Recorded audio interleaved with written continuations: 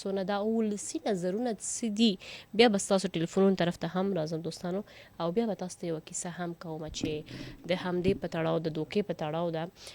نو تاسو موږ سره مل پاتې شئ موږ به اوس ځو صفي الله ګل صاحب طرف ته چې هغوی نظریات څه ده ځکه هغوی دا ټولنه تر ډیره بریده څارلي دي دوی ته ډیره زیاته معلومه ده د خلکو عادتونه د خلکو رویې د خلکو چلندونه نو زه غواړم چې د دوی نظریه واخلم چې خلک څه وینا لري او څه غواړي نو تر ټولو اول ورته صفي الله ګل صاحب ته پروګرام کې هرکلی وایم خوشحاله یم چې دوی موږ سره نن مل دي په پروګرام کې سلامونه وعلیکم السلام ډیره مننه کوم سر چې تاسو په خپل مصروف ژوند کې موږ ته وخت راکړ نن موضوع مهمه ده د افغانستان او پاکستان کې د سولې اهمیت او ستاسو په نظر ولسي نظر څه دی خلک څه غوښتنه کوي د سولې په تړاو ګوره که دغه خبره وکړو د ولس او د خلکو خبره وکړو نو دغه خو د نن غانه د تاریخ کنه دغه شی غوا دی او بل د موجه چکوما د سیمه د پښتانه چکوم دی دا د یو بل سره چکوما دغه تاریخي لحاظ سره غنه خو یو وینه او یو هغه دی او بیا چې کومه دا بارډر جوړېدل نو پس کومه چې تقسیم راغلی دی نو که د بارډر په اخوا دی که په دې خوا دی نو دا ولس چې کومه دا د یو بل سره دا هغه مینه لري چې کوم غنه دغه مثال په دغه خټیک شنشته او بیا تاسو دغه ته وګورئ چې کنه خالی د هوادونو کوم خبره وکړو نو په پاکستان شو وګورئ چې د افغانستان د خلکو سره او د پښتنو سره او د افغانستان چې کوم ولست خلک دي هغه سره څنګه رویه برتاو په تیر شو سلويختو کالو نو او په بل خوا چې کومه د موجه په نور هوادونو کې کوم یو وګورو چې په هغه کې نه د افغانستان د خلکو سره طریقه به ورسنه پاکستان چې ګوري ک کمپونه جوړم شول خو کمپونو نه بهارم دیدو ته هر کله ویلې شوې دي او تاسو وګورئ چې په ټول ملک چې کومه د خواردي د افغانستان پښتانه او د افغانستان خلک چې کومه دي هغه مطلب دا دی چې د اولس په حواله سره کوم د خلکو د یو بل سره هغه مینه لري چې کوم غنه د هغه مثال غنه ملوي هغه خبره به درته کوم چې په خوا کوم یو نو د انصار او د قریش ولغه به او چې غنه هغه شانته غنه هر کله ورته ویل چې کله په افغانستان باندې چې کومه د جنگ راغی مسلط شو یو بیرونی طاقت راغی نو پاکستان او د پاکستان خلکو چې کومه د حکومت طریقه باندې غنه خو خلکو ته هر کله ویل او زایونه ورکړل او بیا چې کومه تر اوسه پورې وګوري چې نو خو پیری غنه اوسم چې کوم د سټوډنټان دي کا مدارس شدي کا شدي نو تدریسي راک شدي هغه غنه اوسه پرې په دغه ځای شي بیا حکومتي لیول باندې کا تاسو غشونه ته وګورئ چې کوم حکومت غنه او ورکوي لږه کوي نو دغه په دنیا کې څنګه خو هغه ماته یو ځم تاسو خو یې امریکا تاسو یاد کړئ په امریکا کې تاسو تللی وي موږ تللی یو غشوي نو چې کله د ریفیوجیز دغه ولا خبره راشي چې کله سټیټس نو هغه باندې قدغانونه ډیر زیاتی پاکستان یو په هغه نسبت قدغانونه نه وي او اوس چې کومه دا چې کومه په دغه سیمه کې د ترخګری ولا یو لوبه شروع شو ولا بیا په هغه کې په افغانستان چې په دغه چانه پټه خبره نه ده چې په افغانستان چې په تیر سو وخت نه د نورو ملکونو چې کوم اثر رسوخ شو او هغه خپل مفادات لپاره چې کومه د افغانستان ځمکه استعمال کړله او غي استعمال کړله نو پاکستان حکومت هم مجبور شو چې کنه د هغه په دا چې کومه یا ترخګری به لوغه برات لاله نو هغه تحقیق به شو تفتیش به وشو نو هغه به افغانستان سره بیا ملاوي نو په هغه د واجب مجبورن چې کومه دا حکومت دا اقدامات واخصل چې او چې څوک رجسترډ دي هغه د دلته هغه کې دی شي او هغه یو مرحله وار یو سیستم یو ته نو زه به دا یم چې د هیواد په غاوله بل غاده خو دې کا یو لسور د خلکو خبره وکړو نو هغه یو په بل صحیح کومه د امن ضرورت په اړه خبرې وکړو دا چې د کډوال وضعیت څنګه د افغانستان پاکستان اړیکې هغه خو جلا موضوع ده صفي الله ګل صاحب د امنیت د سوکالۍ دا څونه مهمه وي د انسان په ژوند کې کغه تعلیمي نظام شي کغه صحي نظام شي د مهال تاسو آیا په پاکستان کې یا په افغانستان کې هغه ډول سوله امنیت ګوري چې انسانان ورته ضرورت لري ما بالکل دغه مثال می چې تاسو درکړلو دغه وجم دغه وا چې ګوري دغه یو خالی غاده دغه نور ملکونه د غلط استعمال او غنا کوي نه چې پروپاګاندا د پاره کوي او خلکو چې نفرت راوستنو چې اپ دا پوي کپدا سیمه چې امن راشي نو دا د دوړه هوادونه په فائدہ ده ګوره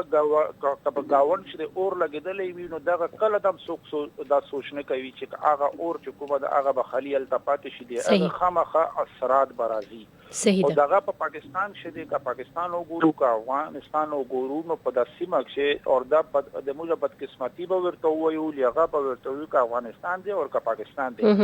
دا یو جغرافیایي لحاظ سره پتا سي یو خطه ده چې په دغه کې د دنیا د غټه ملکونو تاریخ را واخلي غنو قانون یو نیم سل کال مخه شاتم لاړ شي 200 کال تم شاته لاړ شي بیا که صبح تاسو دغه والا وګورئ نو که په هغه چې وګورئ نو د افغانستان او د پاکستان د سیمه تاسو ده چې جغرافیایي لحاظ سره دغه کې انټرست کنه چې کومه موجه به ورته چې مفادات د نورو ملکونو ډیر زیات دي خو د موجه د امن دمره په ټولو نه زیات ضرورت چې کومه دا اوس کنه هغه وی نه چې انف از انف ولا خبره ده چې هر یو اوس خلک دغه وی چې بس ډیرو جبه دلو ډیر موجه وکړي دلو نو اوس چې کومه دا وخت اکونومیک ریورسل پکور دی دا چې کومه دا دغه ته ضرورت دی د امن ضرورت دی